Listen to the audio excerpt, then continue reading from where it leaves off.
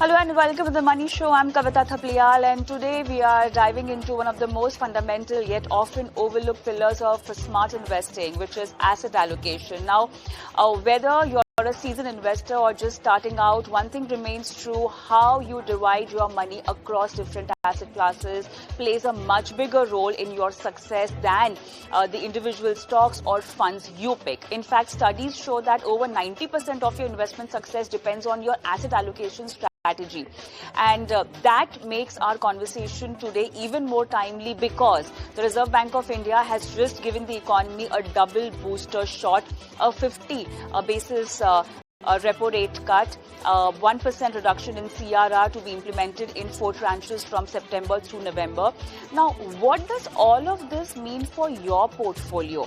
Is this the time to increase your exposure to equities? Are debt mutual funds, especially the short to medium duration and accrual-based funds, back in the favor?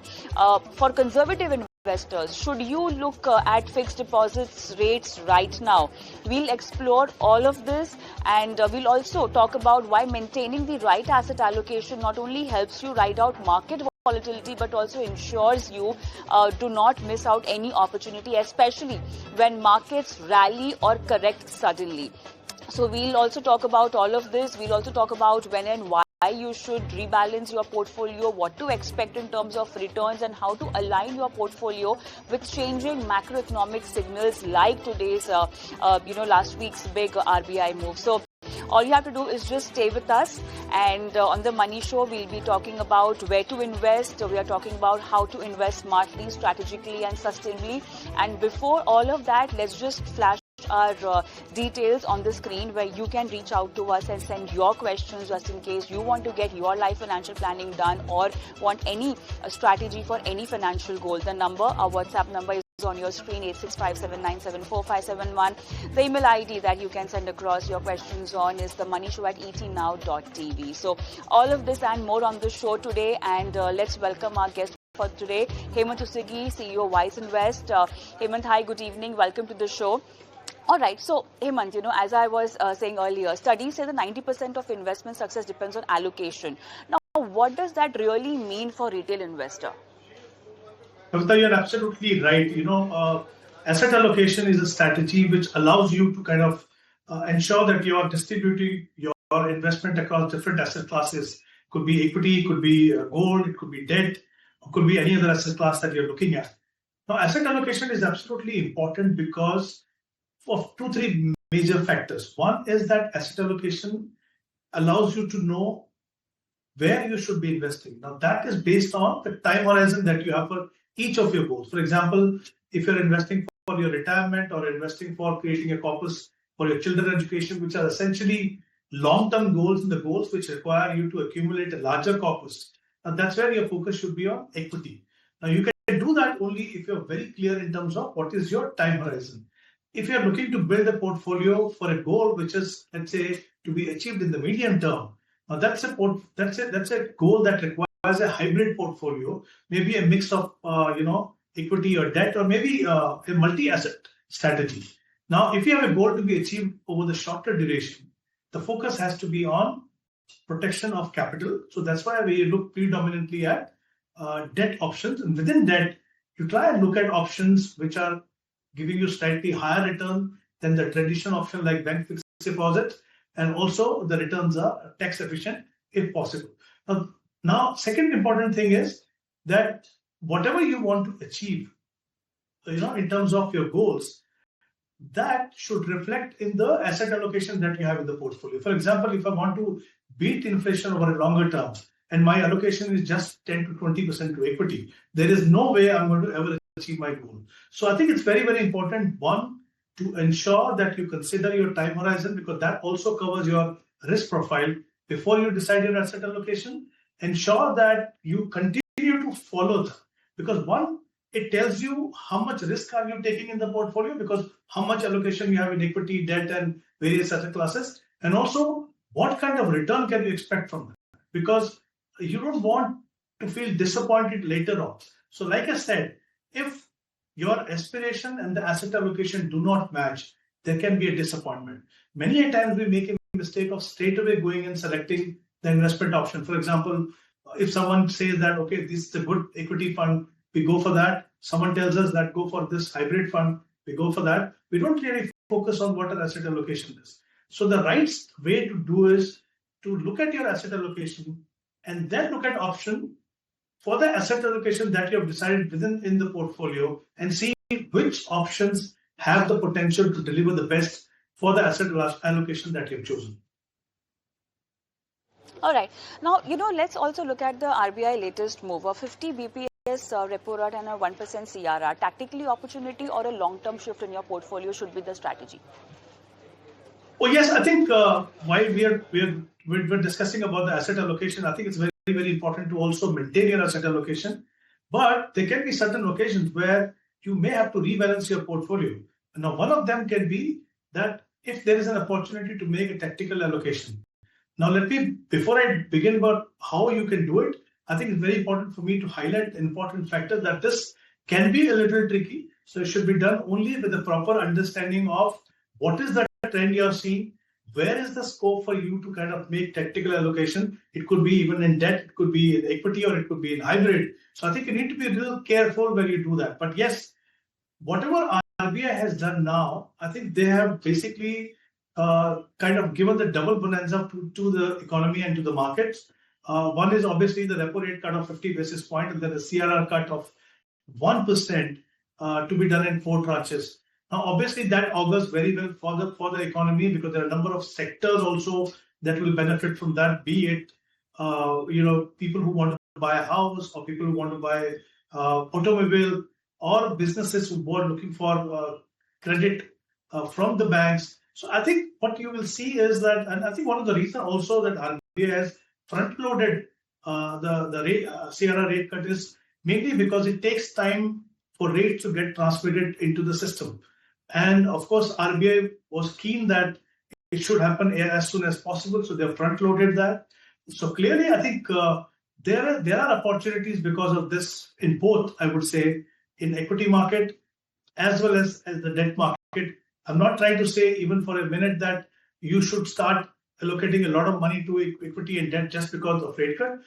Even otherwise, if you see, Kavita, that inflation is under control, RBI has been cutting rates, right? The results have been good, at least in certain pockets.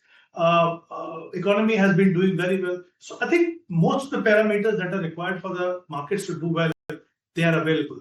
In terms of tactical allocation, I would say that if you're already invested in equity, continue with that process. If you think that you have been a little conservative in your allocation to equity, this is a good opportunity for you to at least initiate that process. For a new investor, it should never matter that what is happening in the market because you're just starting.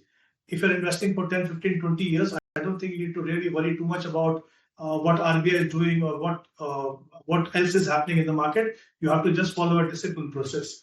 On the debt side, Kavita, I would say that because of inverse relationship between the interest rate and the bond prices, investors who have invested in the long duration or the gilt fund are going to benefit from that. But if you're looking at making allocation now, you need to be a little careful. Because one thing that RBI has clarified is that they don't have much scope for the rate cut, maybe at least for the next 6 months. You may see another rate cut in the month of December. So I think you need to be careful that what the market has already taken that into account, that there is a CRR cut and there is also a repo rate cut. So you need to be careful in terms of doing allocation. Maybe you can look at short to medium term duration or maybe accrual funds. I think that can be a good option for people who are looking to invest in debt funds at the moment. Yeah, I just wanted to focus more on the debt fund part, because of the trajectory of the bond yields. We have 16 options as far as debt is concerned. In terms of strategies, what time frame do you think suits the best? Are we talking about looking at a long-term a debt fund? Are we talking about a target maturity fund? We're talking about gilt funds. We're talking about credit risk funds. What kind of strategies in terms of duration? Because that is a key player. Duration is a very key player as far as parking money in debt funds is concerned. So how can you strategize this for your portfolio, considering that you have financial goals aligned? Well, you're absolutely right. I think there are 16 categories in the debt. So one, you need to make sure that when you're investing in the debt funds, your time horizon should match with the maturity duration of the portfolio. That's the first principle that every investor should remember. Then there are opportunities for you to take advantage of how the interest rates are moving or are likely to move from here on. Now, we've already seen that RBI has cut repo rate by 1%, the 50 basis point they did a couple of days ago, and before that also there have been 2 rate cuts of 25 basis points. So, when you've seen that, basically, which means that, and they've clarified that from here on, you may not see a rate cut for the next maybe 6 months. So the time horizon that I'm talking about is short to medium term, maybe 3 to 5 years max. I don't think it's a great idea to go beyond 5 years, 7 years or thereabout, or even looking at maybe gilt funds. So right now, look at that in terms of credit risk also can be a good option to look at, because in an environment where the interest rates are going down, you expect these funds to do well, mainly because there is liquidity available. Okay, there is no pressure on even the smaller corporates. So the chances of default, even from the default point of view, I would say the fund houses have learned their lessons in the past. So most of the debt fund that you see in various categories, I think the paper quality is very, very good. So these are some of the categories I think investors can look at, especially when they're looking to invest money in debt funds. Okay, but Hemant, the Indians are also a fan of fixed deposit. Now, what is the scenario emerging as far as the fixed deposit is concerned? Given the current interest rate cycle, should you be like really completely going off radar as far as parking your money in fixed deposit is concerned? Or you think when we talk about having a strategy in fixed income, you can definitely consider fixed deposit also? Well, look, again, it depends on, risk profile and your comfort with the market-linked products, mutual funds, even the debt funds are market-linked products. Obviously, there are pros and cons of investing in them. They provide opportunity for you to get higher return than bank fixed deposits. And of course, there is risk of volatility. If you're an investor who definitely wants to go into fixed deposit, I think this is the time for you to act, because most of the rate cut has happened. Maybe you would have seen already the impact happening now. Maybe it'll happen, like I said, it takes time for it to get transmitted into the system, both ways, in FDs as well as maybe in FDs happens faster than the loans. But if someone is looking at investing in fixed deposit, I think this is the time. After that, I think one should be looking at various debt funds, and of course with the proper understanding of what are the pros and cons. All right, let's talk about equity now, Hemant, and let's also focus on realigning your equity aspect in the portfolio. Okay, so see, when you are investing in a mutual fund, you're already buying a bouquet, and you've got multiple choices in it, multiple kind of investment. A fund manager is taking care of your money. But having said that, the exposure is still in your hand. Exposure in the sense how much money should be going into a large cap fund, in a mid cap fund, or small cap fund. That still you get to decide. Is it the time and opportunity now to increase money in maybe mid cap, small caps, or we can also add something like a flavor towards a thematic exposure, sectoral exposure? You think we should play around like this in an equity part, looking at the rate cut scenario? Well, Kavita, as I mentioned earlier, look, I feel that as far as the domestic markets are concerned, the scenario is quite good. I listed out some of the important factors why I feel that it's a good time to be in equity, but it does not mean that you kind of change your profile completely. We talked about asset allocation. So clearly, once you have decided how much money should go into equity, it's very, very important for you to see. And major advantage of investing through mutual fund is that you have a professional fund manager who is making decision on your behalf. So there are a couple of things you can do. One, if you find it difficult to allocate money to different segments of the market, you mentioned about mid cap or small cap. Yes, I do feel that that these two segments will do well, given the kind of scenario we are in, and how do we envisage the economy and the markets to grow from here. But as an investor, it can be very tricky for you to decide when and how much to invest in these segments. So my belief always is that for a common investor, there are certain categories like multi-cap, flexicap, or even large and mid-cap. Those I think are a better option because there are two important benefits of that. One, there is a discipline of investing a minimum amount in those segments. In multi-cap, 25% each, in all three, and 25% at the discretion of the fund manager. Second, in terms of sector rotation also, the fund manager knows you can be very sure about one thing, Kavita, that if you're an investor in a fund which has been doing well consistently, you can be very sure about the fact that the fund manager will make the right kind of changes or reallocation based on where the fund managers see the potential going forward. So as an investor, you should not try to replicate what the fund manager is doing. Many a time we make the mistake of trying to do allocation ourselves. Let's go into this thematic fund because this sector is looking good, or let's do that. I think we should leave it to the fund manager. Look for a fund which has a consistently performing track record, has a good quality portfolio. Leave it to the fund manager. The fund manager will make sure, because every fund manager wants to do well, right? They have their own mandate of beating the category average or beating the benchmark. They will make sure that they will kind of make whatever changes have to be done in the portfolio. So I think choose the right asset class. Within asset class, choose the right category of funds. And then I think leave it to the fund manager, but keep monitoring the performance, because that will tell you whether the fund manager is able to deliver what you thought the fund will deliver or not. All right.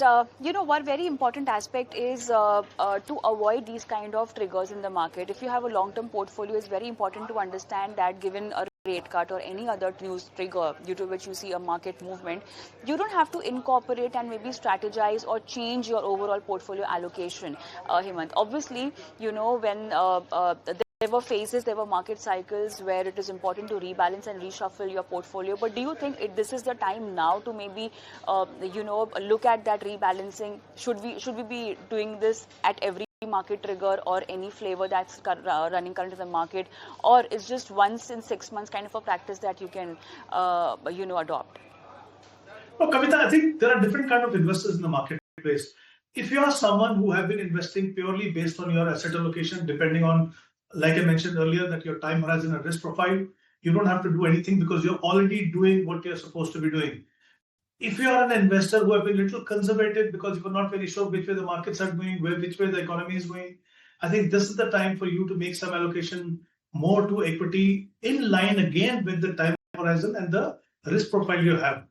Third is, if you are someone who is experienced investor, okay, and like I mentioned earlier, that there is an opportunity for you to make a tactical allocation, but it should be done by only those investors who understand how much is to be done. Because sometimes what happens is that for some reason, if your allocation to a particular asset class has moved significantly, maybe 10% or thereabout, maybe there is always a case for you to rebalance that.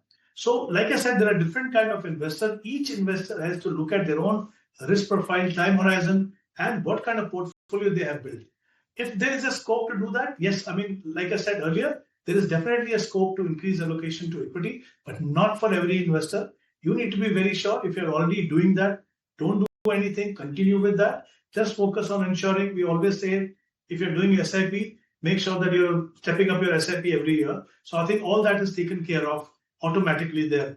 But if you have been a little conservative on equity, maybe this is the time in line with your risk profile and time horizon for you to increase that. If you're an experienced investor, like I mentioned earlier, maybe there is a scope to add some allocation to equity. I think there is an opportunity there. Okay. All right. So that's the discussion part on the show today, where we are talking about portfolio reshuffling and the triggers due to the RBI rate cut policy.